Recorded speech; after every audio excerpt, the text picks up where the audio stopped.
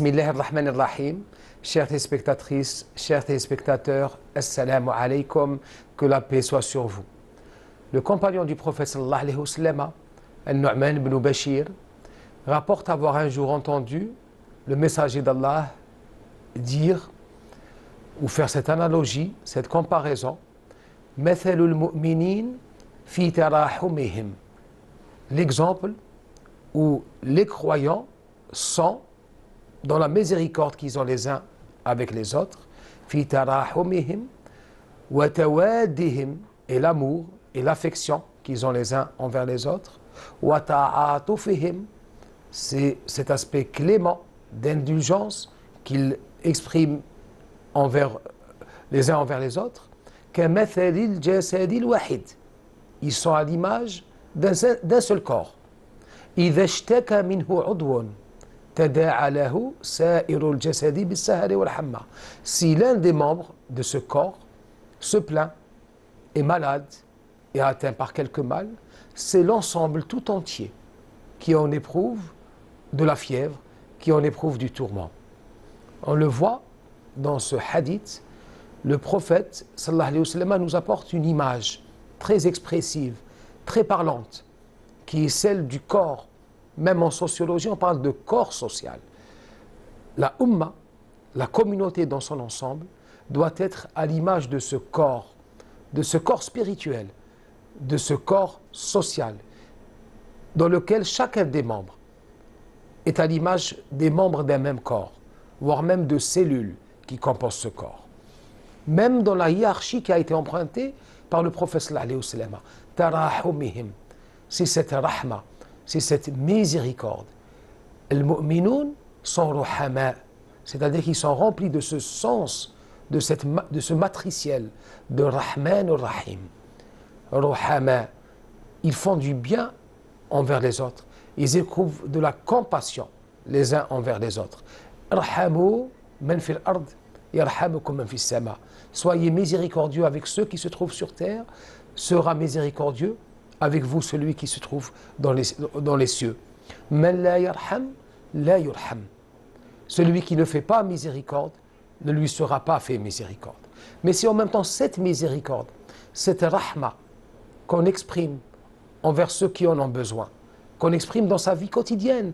Le croyant commence chacun de ses actes par Bismillahirrahmanirrahim.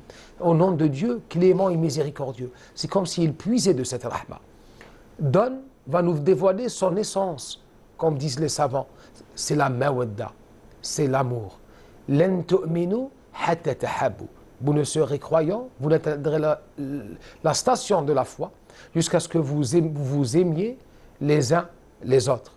Cet amour donne lieu à de la compassion, à de l'indulgence, à ta'atuf. Bi'sa qawm la yarhamu saghirahum. Malheureux sont les gens qui ne sont pas miséricordieux, qui ne sont pas indulgents envers celui qui est le plus nécessitant parmi eux. C'est ces trois aspects de miséricorde, d'amour, d'indulgence, de compassion qui font l'essence du croyant. Mais par-delà ces trois aspects, c'est cette idée d'unité dans la diversité. Dans leur takathur, dans leur multiplicité, les croyants sont et doivent être un. À cet égard, un grand savant algérien, Cheikh Ahmed ibn Mustafa al-Alawi Mustaghanimi, dans son traité Mabahith Falsafiyya, recherche philosophique, explique, interprète cette notion du corps social, du jasad al-wahid. Il nous explique que les membres de ce corps constituent un. Pourquoi? C'est à l'image du corps. Le corps est composé de plusieurs membres, des membres divers dans leurs fonctions, divers dans leur composition. Mais chacun des membres du corps social, du corps à l'image du corps humain, a une fonction à remplir. Mais cette fonction œuvre davantage au bien du corps tout entier qu'à l'organe lui-même.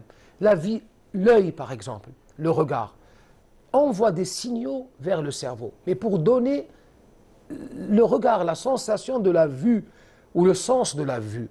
Mais ce n'est pas pour lui-même, pour l'œil, mais c'est pour cette nécessité de concevoir le monde qui nous entoure. Pareillement pour les poumons. Ils purifient l'oxygène, la respiration, mais pour la servir au corps, Pareillement pour le cœur. C'est de faire parvenir l'oxygène, le sang aux autres membres. Autrement dit, chaque membre œuvre à l'intérieur du corps, mais il œuvre plus pour l'intérêt du corps dans sa globalité que pour son intérêt propre. C'est ce qui doit faire la réalité du croyant. C'est d'œuvrer, mais pour le bien collectif plus que pour le bien individuel. Mais au final, qui sera le premier à en bénéficier? C'est cet organe, dans la mesure où le bien-être de tout le corps fera son bien-être lui-même. Telle est la réalité du croyant. Il doit s'intégrer dans cette vision totalitaire. Kullun atihi yawm al-qiyamati abda. L'humanité dans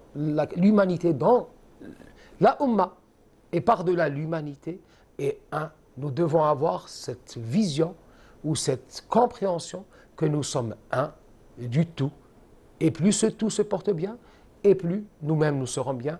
Telle est la notion de la Ummah. Que le Seigneur Tabaraka wa Ta'ala fasse de nous des êtres bénéfiques pour autrui, plus qu'ils le sont pour eux-mêmes. Wassalamu alaikum wa rahmatullah.